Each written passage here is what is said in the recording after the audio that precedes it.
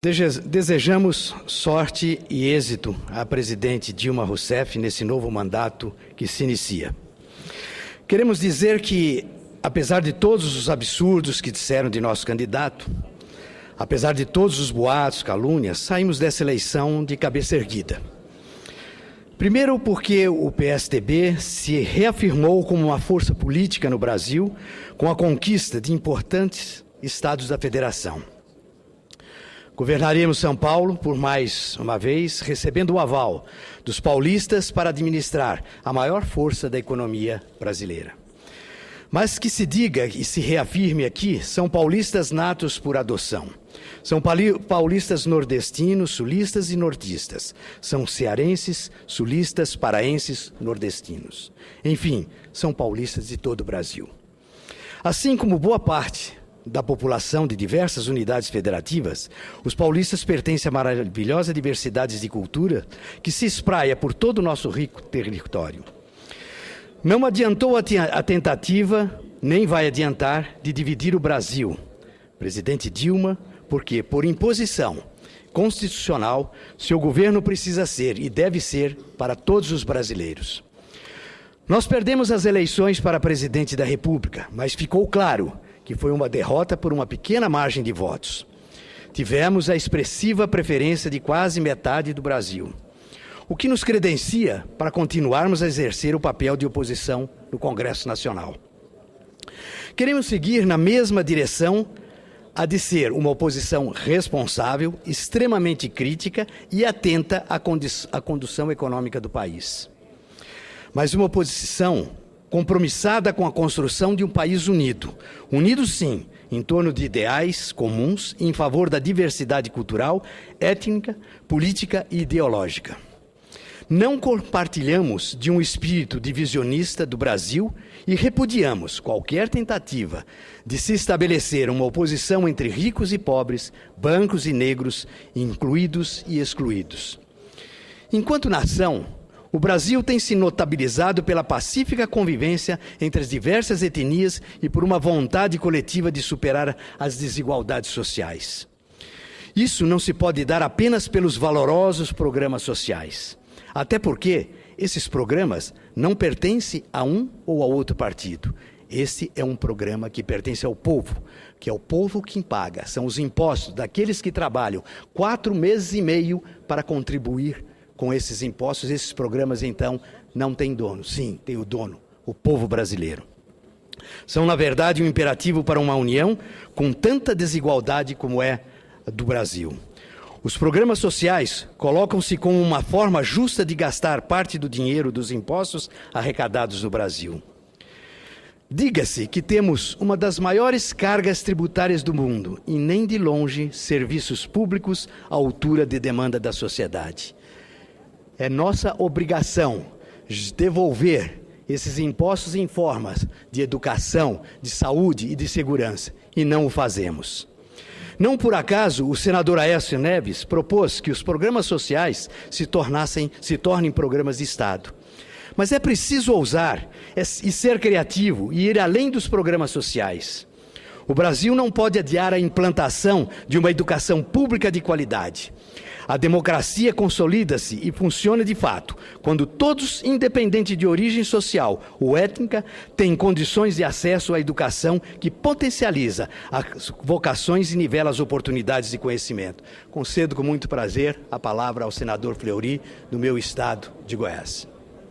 Senador Ciro Miranda, nós ficamos aqui hoje, nós de Goiás, numa posição privilegiada, onde nosso governador trouxe uma grande vitória, não só pela 4ª candidatura dele ao governo do Estado.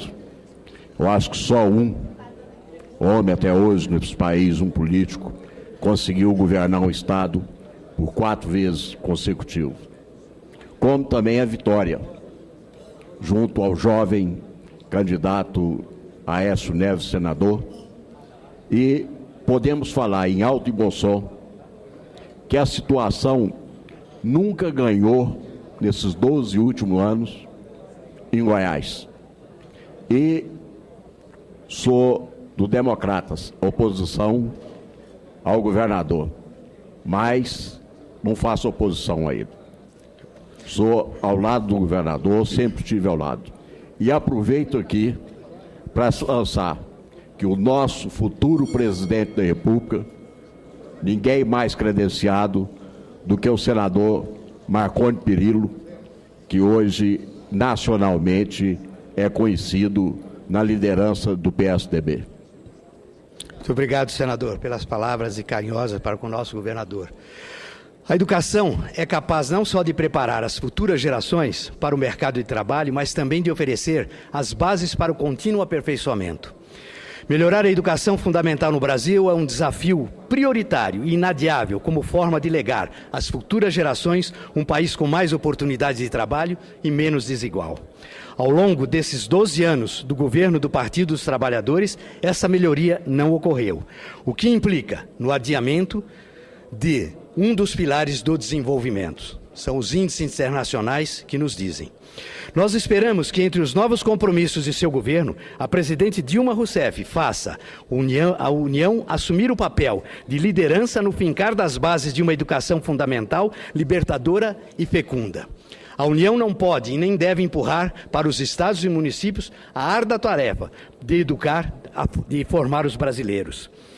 É da União a tarefa inadiável de dotar todos os municípios, sem distinção de que partido for, o governo de uma escola à altura de sociedade do conhecimento.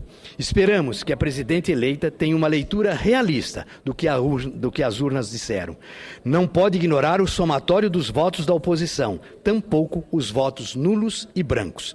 Temos hoje no Brasil mais de 30 milhões de abstenção e um contingente de mais de 7 milhões de eleitores que votaram branco ou nulo. São 37 milhões de brasileiros que, de uma forma ou de outra, se negaram a fazer uma escolha entre os candidatos. Isso precisa ser levado em consideração, sim, porque qualquer governo, porque mostra descontentamento com o quadro geral do cenário político. Nós, enquanto oposição, estaremos atentos à condição econômica do Brasil. Queremos que a presidente eleita entenda que ou ela retoma uma política voltada para o superávit primário e o controle da inflação, ou haverá consequências imprevisíveis para o futuro do país.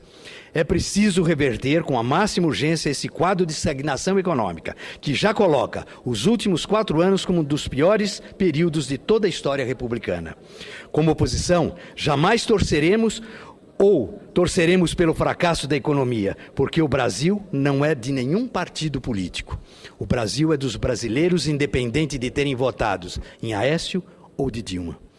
Todos nós sofremos se a presidente não reconquistar a confiança de investidores e empresários. Senhor presidente, as eleições foram mais uma lição de amadurecimento político do Brasil, da liberdade política e da livre expressão do pensamento. A democracia amadureceu porque todos os brasileiros, nos 4 cantos do país, pararam para ponderar sobre propostas e alternativas de governo. Tivemos, do ponto de vista eleitoral, uma pequena diferença de votos que acabou por dar a vitória à presidente Dilma.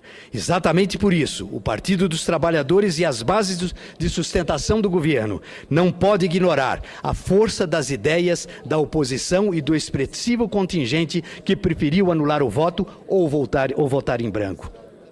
Não nos é possível mais conviver com 39 ministérios e termos ministros, presidentes de estatais despreparados e muitos ocupando as páginas policiais. Não se pode mais ter cargos apaniguados por amigos, por aparelhamentos do nosso Estado, de gente sem competência. O governo da presidente Dilma só se mostrará de fato como um novo governo com ideias novas, como ela mesma se tem colocado.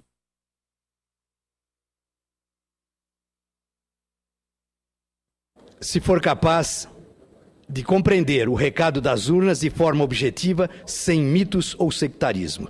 Não poderíamos encerrar esses discursos sem render justa homenagem ao governador Marconi Perillo, que pela 4ª vez estará à frente do Palácio das Esmeraldas. É o único governador a alcançar esta marca. Marconi tem sido a escolha de Goiás porque arriscamos dizer que existe um estado de Goiás antes de Perillo e outro depois desse grande e obstinado tocador de obras. Marconi encarga o espírito realizador de grandes feitos e sem perder o foco na tradicional vocação agropastoril de Goiás, tem dinamizado a economia do Estado. Sob a batuta de Pirillo, Goiás tem melhorado os indicadores sociais e econômicos. Desponta hoje como expoente da indústria nacional em diversos ramos. Queremos também render nossas homenagens aos governadores eleitos de todos os estados da federação e, em particular, aos nossos valorosos correligionários, Geraldo Alckmin, Beto Richa, Simão Jatene e Reinaldo Azambuja. Muito obrigado, senhoras e senhores.